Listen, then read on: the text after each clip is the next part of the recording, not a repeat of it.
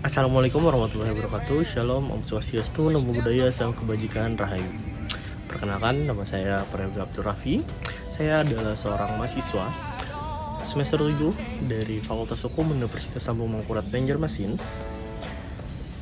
Di video kali ini, saya akan membahas tentang hukum dan politik, khususnya tentang dua hal, yaitu saya akan membedah tentang film dokumenter Dirty Vote 2, dan juga saya akan membahas pandangan saya tentang banjir yang terjadi atau bencana alam yang terjadi di Aceh dan Sumatera. Video ini saya dedikasikan untuk menjadi sebuah video persembahan tugas ujian akhir semester pada mata kuliah Hukum dan Politik dengan dosen pengampu Bapak Arisandi Mursalin, SMH. Saya ucapkan terima kasih Bapak atas kesempatannya. Pada saat saya membuka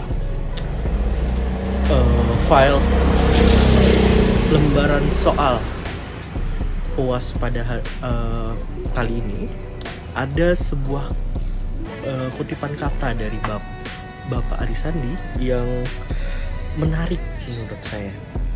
Jadi kutipan itu berbunyi, saat kamu sadar bahwa kebijakan politik sangat mempengaruhi sebagian bahkan hampir seluruh proses di hidupmu, itu artinya kamu sudah dewasa. Kalimat ini menjadi tanda titik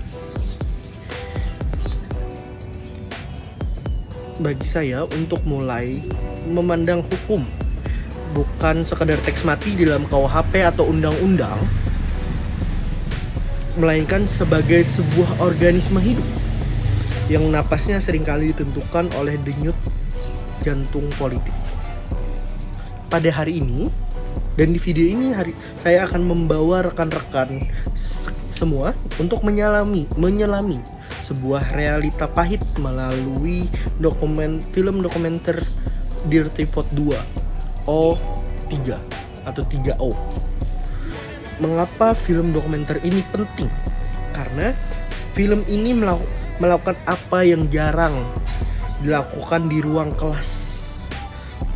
Film ini melakukan otopsi terhadap integritas proses demokrasi kita. Tugas pada kali ini cukup menantang bagi saya karena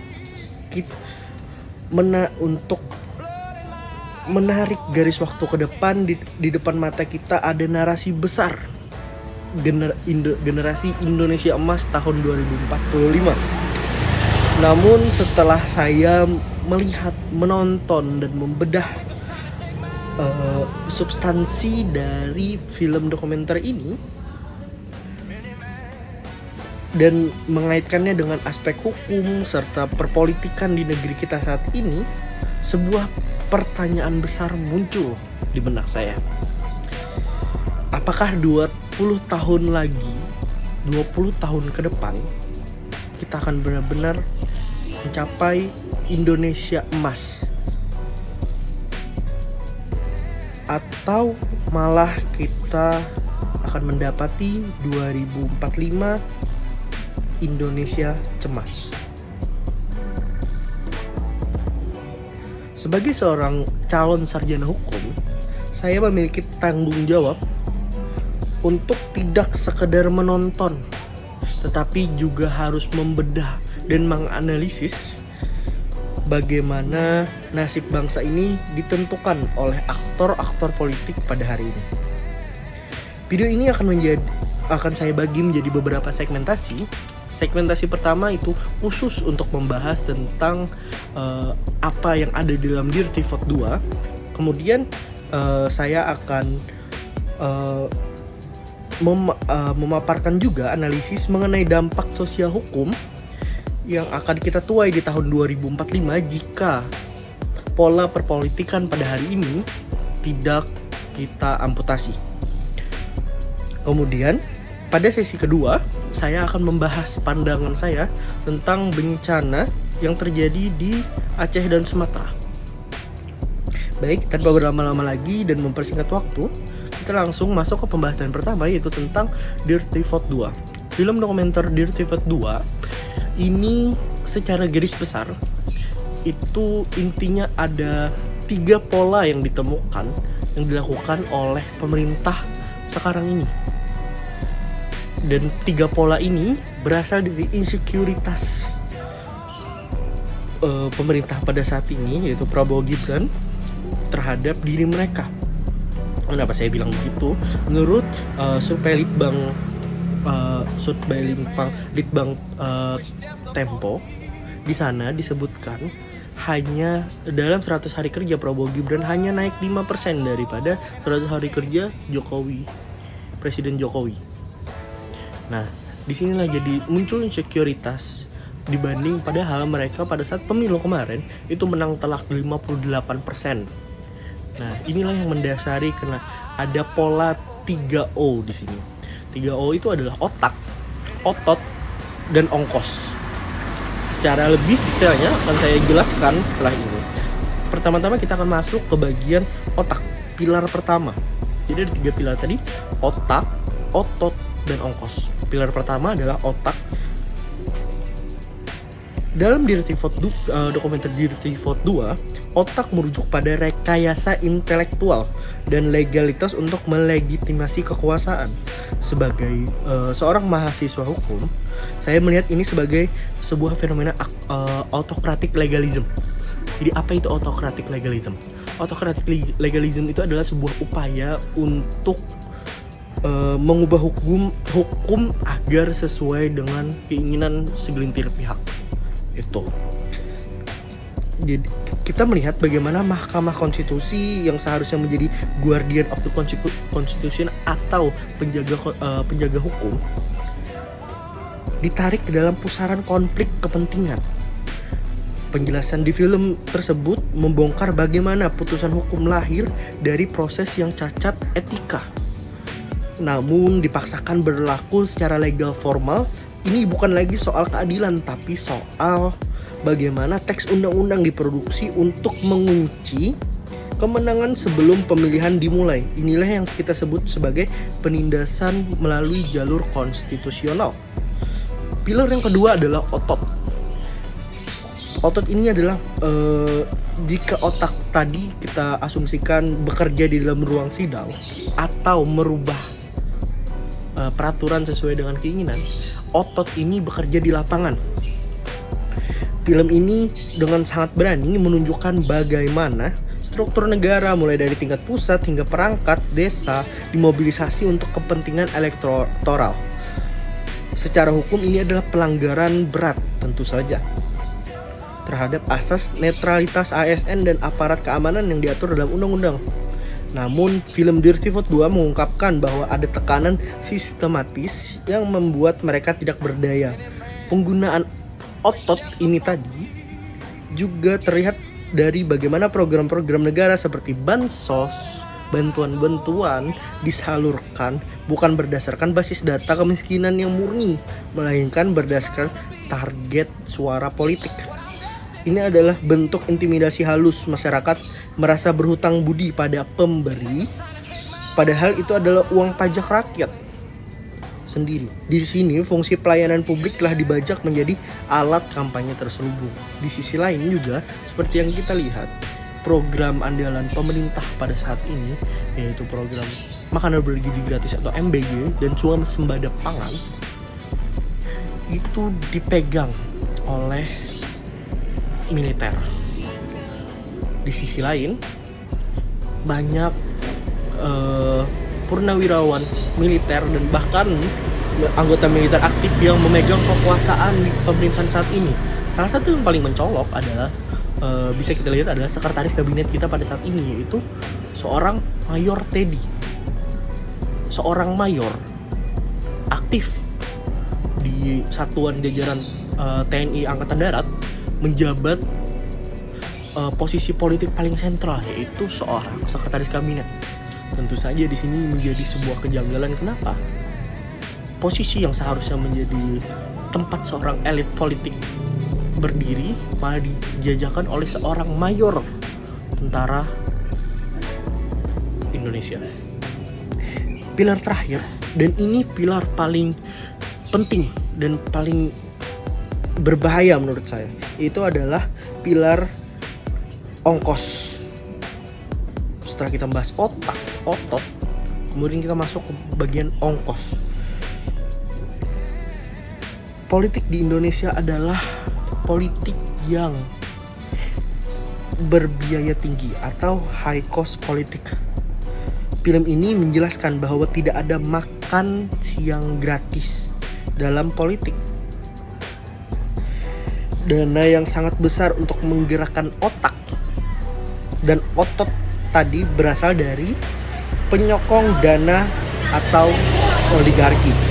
Apa dampaknya secara hukum? Terjadilah politik ijon. Sebelum seorang kandidat menjabat, ia sudah menjual kebijakan masa depannya kepada pemodal. Inilah mengapa kita sering melihat undang-undang yang pro investasi besar namun mengabaikan hak masyarakat adat atau perlindungan lingkungan hidup. Ongkos politik inilah yang menjelaskan mengapa izin tambang dan sawit begitu mudah keluar meskipun merusak alam. Hukum tidak lagi menjadi alat kontrol sosial, melainkan alat pembayaran hutang kepada para cukong kekuasaan.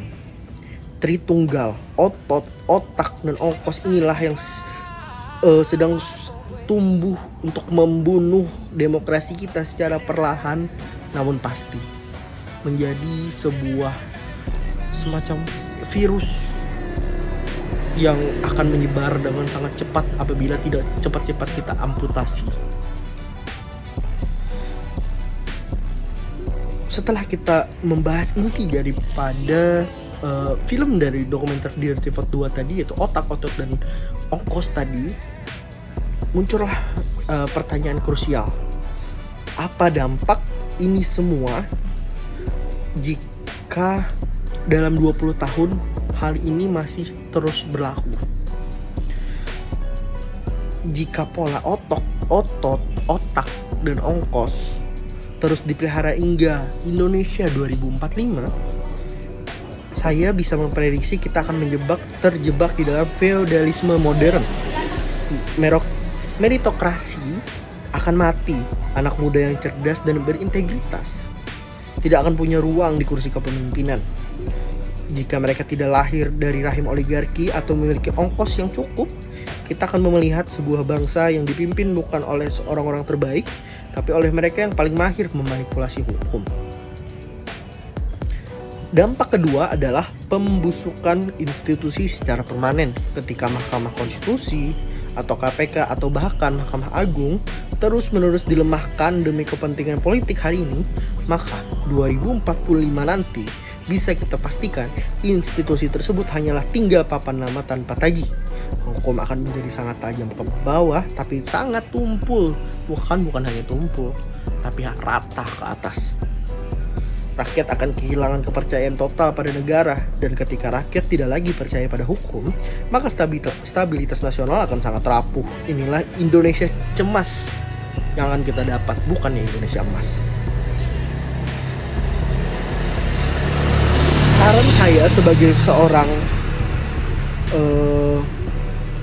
aktor bagian dari nasib bangsa Indonesia ke depannya, saya sadar gelar sarjana hukum yang nanti akan saya sandang bukan hanya sekedar sebuah kebanggaan, tapi merupakan tanggung jawab moral untuk memperbaiki kerusakan ini. Kita harus mampu memadupadankan ilmu hukum dengan kemajuan teknologi agar tidak tertinggal dan tidak mudah dibohongi oleh rekayasa politik belaka. Saran saya jelas. Pertama, kita butuh reformasi partai politik agar tidak lagi menjadi perusahaan keluarga. Kedua, kemandirian yudikatif harus dipulihkan. Hakim tidak boleh menjadi perpanjangan tangan eksekutif. Harapan saya saat saya berdiri di tahun 2045 nanti, sebagai praktisi hukum, saya tidak melihat hukum yang sujud pada kekuasaan, melainkan hukum yang berdiri tegak membeli kebenaran. Kita harus merawat akal sehat agar tidak menjadi manusia yang congkak dan bodoh dalam memimpin negeri ini. Kemudian saya akan masuk ke sesi khusus yang sangat personal bagi saya pribadi, sebagai mahasiswa hukum, kita akan mengalihkan pandangan dari hiruk-pikuk politik di Jakarta, di Senayan, menuju kenyataan pahit yang dialami saudara-saudara kita di Aceh dan Sumatera. Jika tadi kita bicara soal dirty pot atau politik kotor, maka sekarang kita akan bicara soal dirty environment atau lingkungan yang dikotori oleh kekuasaan lebih tepatnya. Mengapa ini nyambung antara membahas dirty vote tadi dengan membahas bencana yang ada di Aceh dan Sumatera?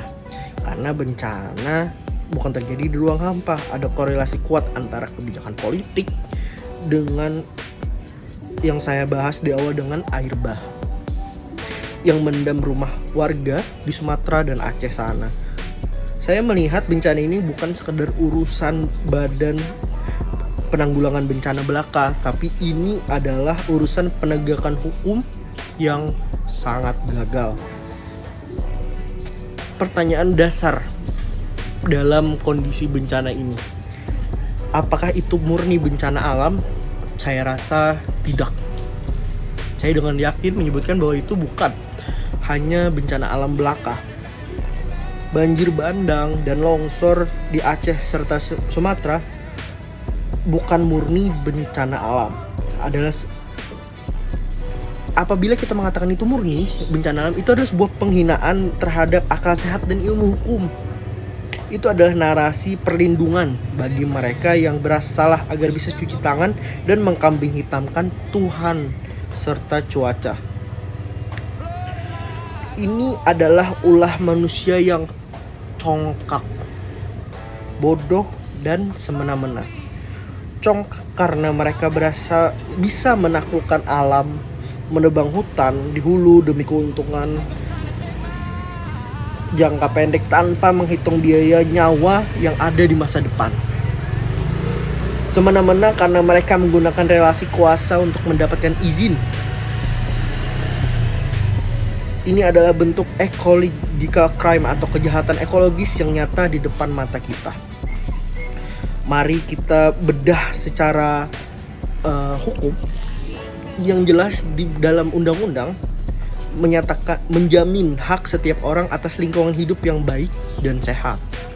Ketika negara membiarkan hutan, khususnya di Sumatera dan Aceh digunduli demi ongkos politik itu tadi, negara telah melakukan pembiaran atau omission.